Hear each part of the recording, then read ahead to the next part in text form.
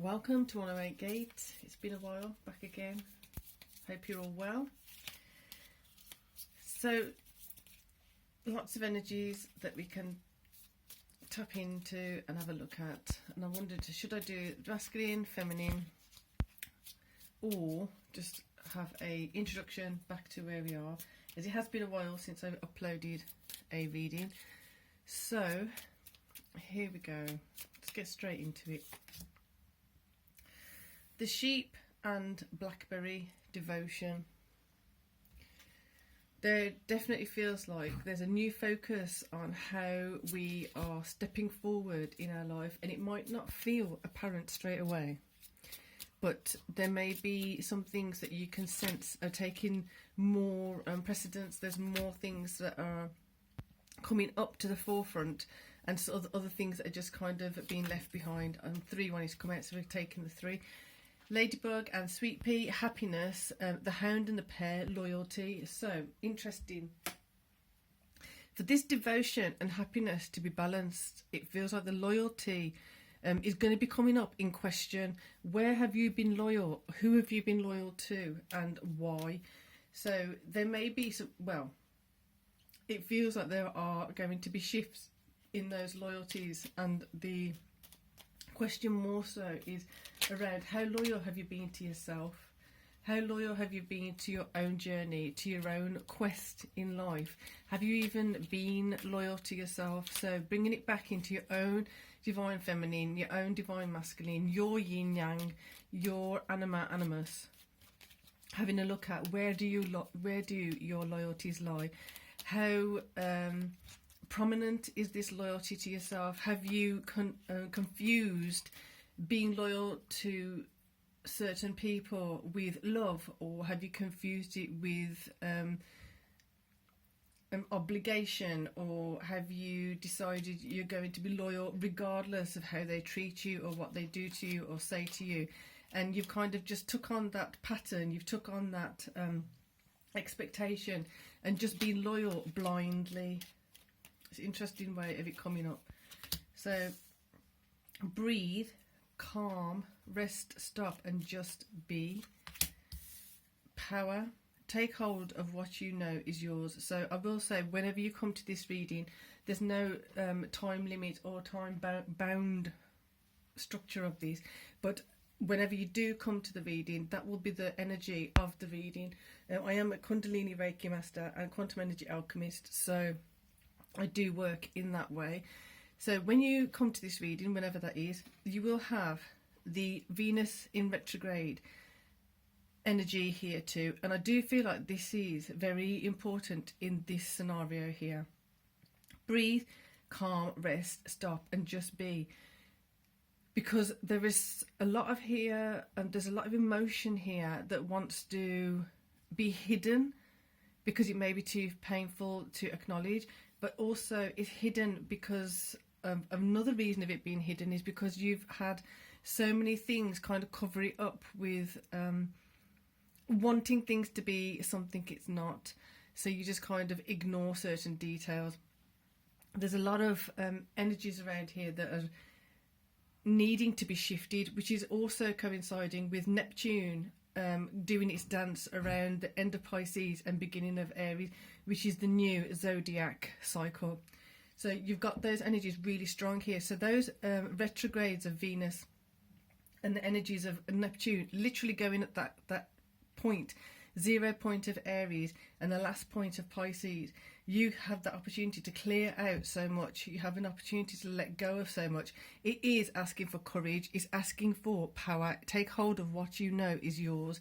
When you've kind of dismissed yourself or dismissed what you really truly need because of other things coming in or other people telling you things, it's not going to work here anymore. It's going to need an adjustment. So let's have, I'm so tempted to get a Divine Masculine, Divine Feminine card. Maybe we will. But first, let's have a look at this. Queen of Swords. So with the Queen of Swords, the clarity that's coming in, the clarity that needs to come in to get these energies shifting is, okay, that's just flipped in my hand. I'm going to put that there. The clarity that needs to come in is the thing that's going to get this hanged man from into a different position, into a different perspective.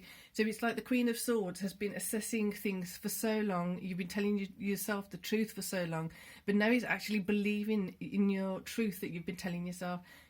All the, not, I don't want to say lies, because that makes it seem some other thing that it's not.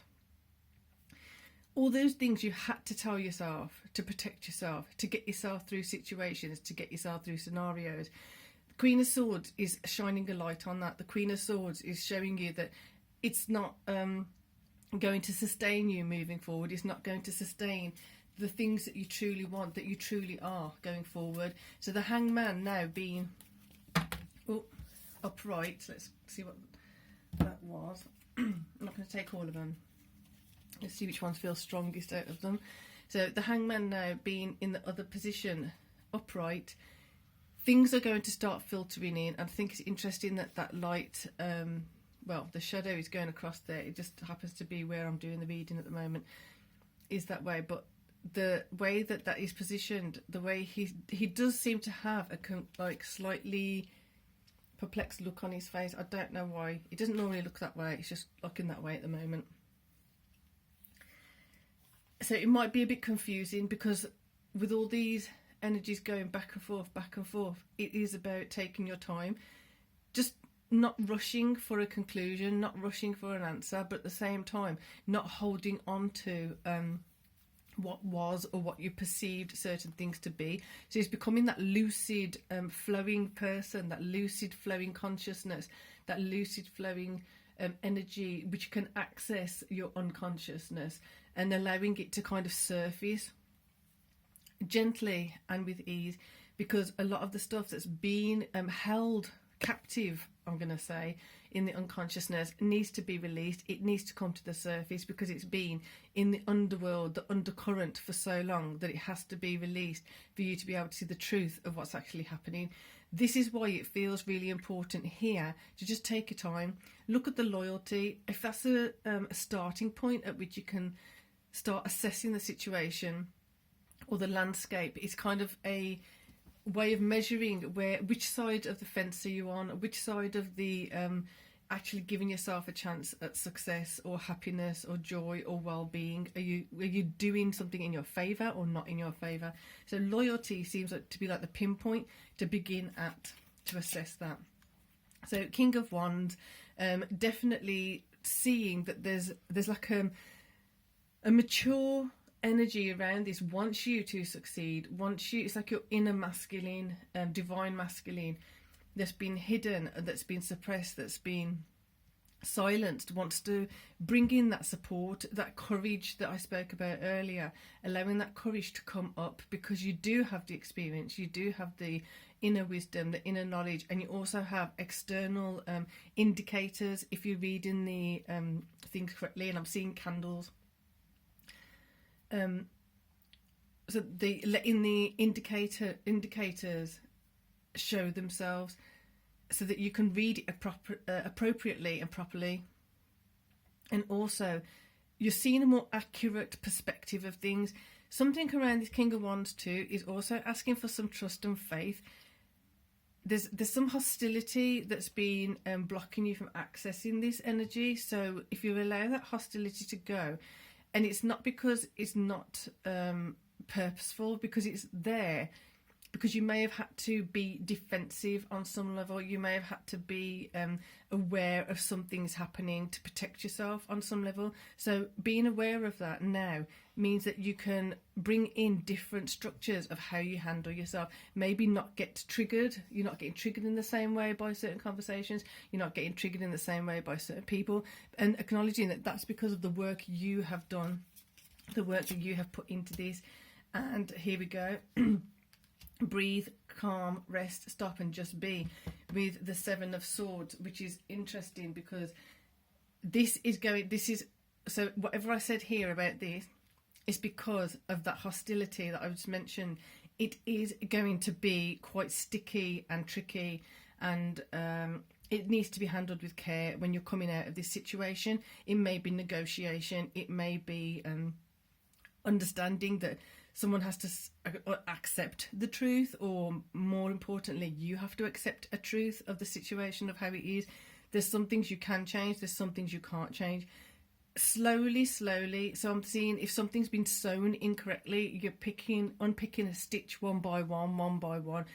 If a situation has got really hostile, it's got uncomfortable, you're going to have to unpick the moments one by one, unpick the hostility, and release the hostility gently and slowly, so you wouldn't just unravel it all.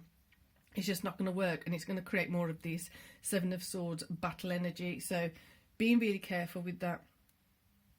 I am going to wrap this up because it feels like a whole load of energy work to do in its own. So to conclude, we're going to get our old trusty tarot pack of the tattoo, the Magician. So the Magician and the Star. So looking to this new insight that's coming in, looking up to the new perspectives of things, that just being a bit more fluid in your consciousness, allowing for things to shift and change rather than holding on to something because that's the way it's been for so long, holding on to something because that's what I believe, allowing your beliefs to mutate a little bit, to shift a bit. And the magic in that is you're going to be able, some of you will be shocked at how much your perspective and perceptions change.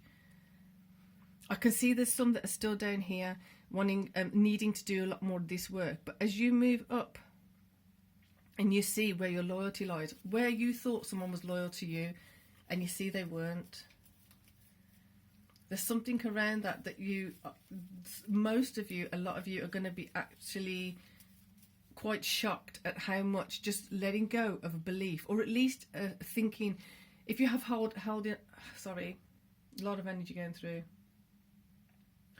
If you held on to a particular belief about someone, about something, I'm never going to win, I'm never going to do this, he won't change his ways, she won't do this, he won't do that.